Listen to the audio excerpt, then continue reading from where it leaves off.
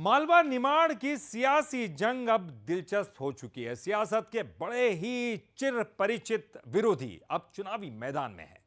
कैलाश विजयवर्गीय इंदौर 1 से चुनाव लड़ रहे हैं, तो सज्जन सिंह वर्मा सोनकच्छ से कांग्रेस के उम्मीदवार। ये दोनों ही कभी भी एक दूसरे पर निशाना साधने का मौका नहीं छोड़ते और अभी भी कुछ ऐसा ही हो रहा है।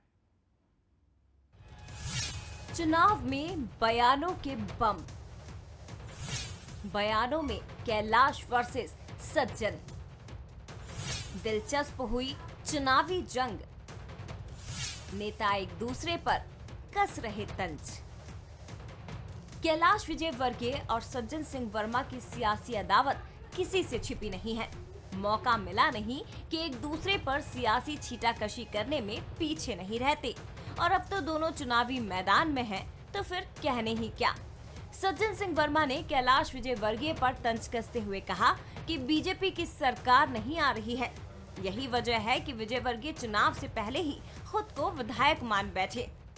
विधायक मान गया मतलब तुम्हारी सरकार नहीं बन रही है, मतलब भाई मंत्री मानता ना, डायरेक्ट मंत्री मान ले भाई, कहाँ विधायक के चक्कर में। ऐसे मान लेने से कुछ नहीं होता है, पता चल जाएगा। ऊंट पहाड़ के नीचे आवा है। इधर कैलाश भी सज्जन पर चुटकी लेने का कोई मौका नहीं छोड़ते।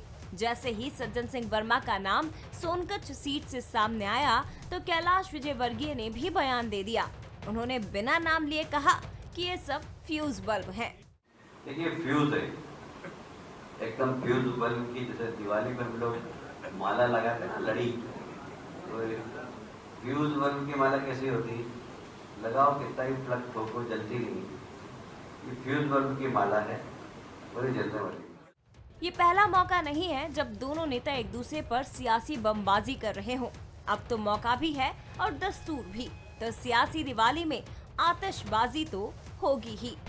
इंदौर से बंसल न्यूज के लिए पीयूष पारे की रिपोर्ट। चलिए एमपी की बात